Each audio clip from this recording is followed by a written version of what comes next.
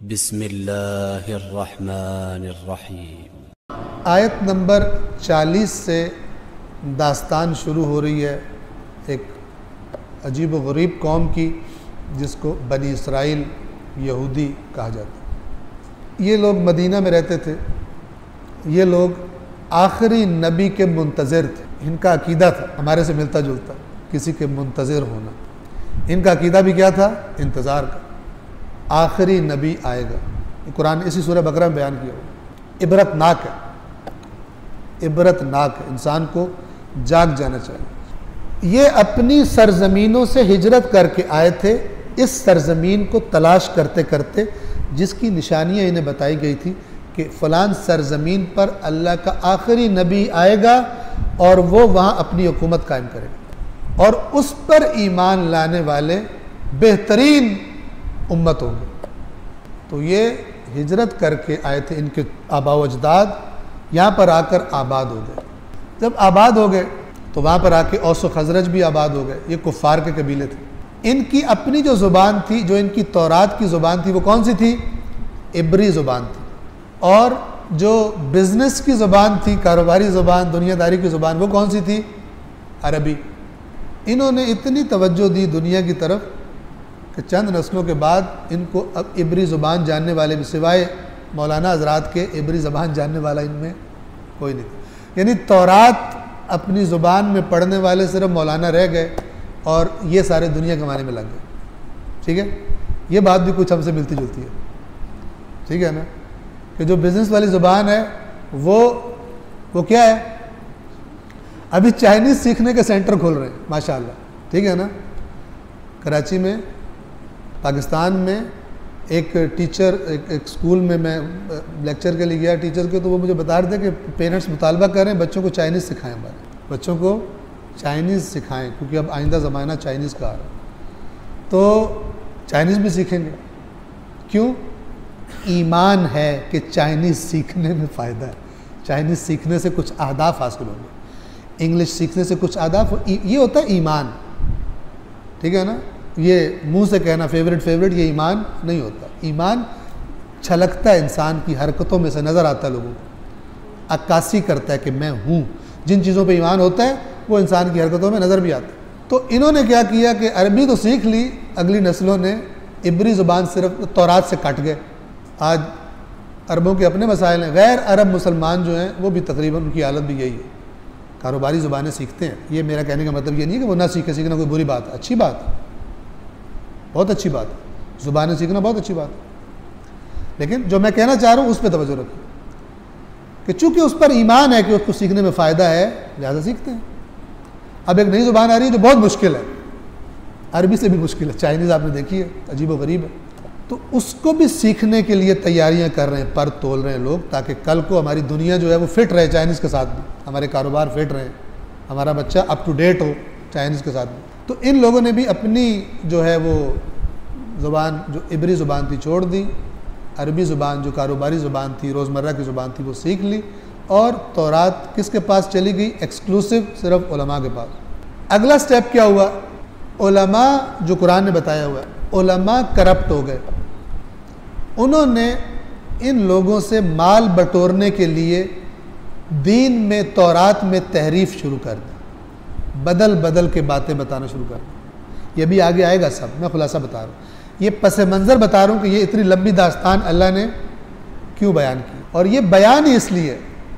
اور ایک حدیث ہے اس میں نقل کی گئی، مجھے ابھی کتاب کا نام ذہن میں نہیں ہے، رسول اللہ سے یہ بنی اسرائیل کے بارے میں جب آیات دیکھی تو ایک شخص نے سوال کیا، یا رسول اللہ، یہ جو بنی اسرائیل حرکتیں کرتے تھے، ہم بھی، آپ کی امت بھی ایسی حرکتیں کرے گی؟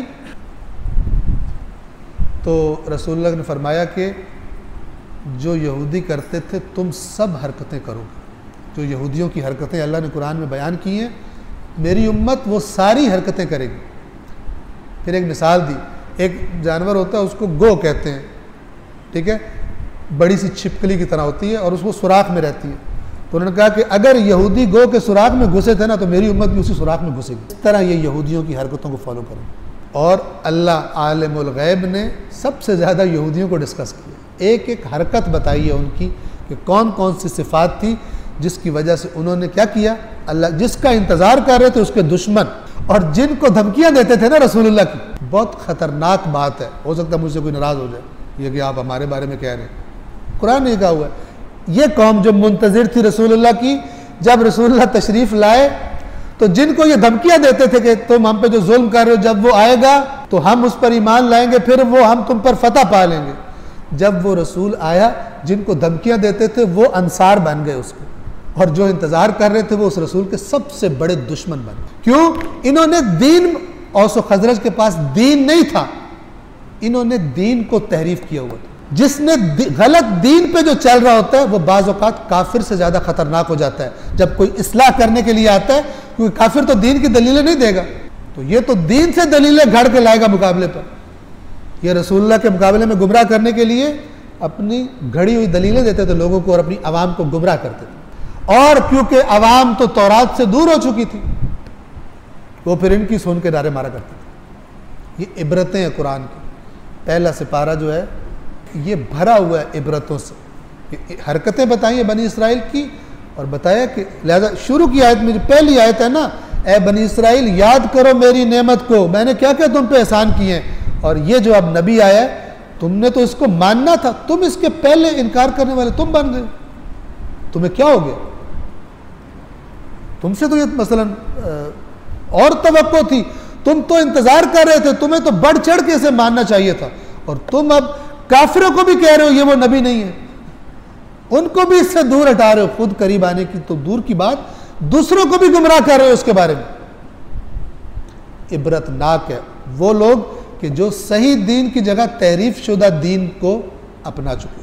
اور یہ اصلاح کیسے ممکن ہے؟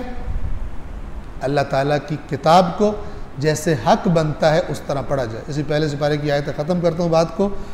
الذین آتیناہم الکتاب، وہ لوگ جن کو ہم نے کتاب دی ہے، یتلونہ حق تلاوتہ، اس طرح تلاوت کرتے ہیں اس کتاب کی جس طرح تلاوت کرنے کا حق. اولئک یؤمنون بہ، یہ وہ لوگ ہیں جو اس پر ایمان رکھتے ہیں. اللہ نے صاحب بتا دی جو حق کے تلاوت ادا کرتے ہیں. اور پھر حدیث ہے، اس کا وقت نہیں ہے، ویسے میں بیان کر چکا ہوں جمعوں کے خطبوں میں بھی اور بعض دروس میں بھی.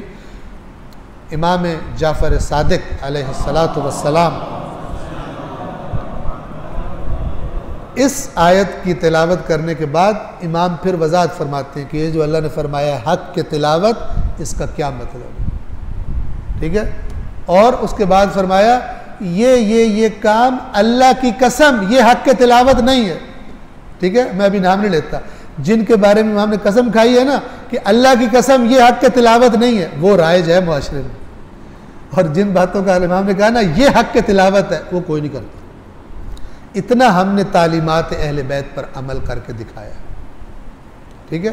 اللہ سے ہمارا اختلاف، رسول اللہ سے ہمارا اختلاف، اہل بیت سے ہمارا اختلاف، پھر بھی ہم فٹ ہیں، بالکل پھر بھی ہم پکے مومن ہیں، ہمیں فرق ہی کوئی نہیں پڑتا.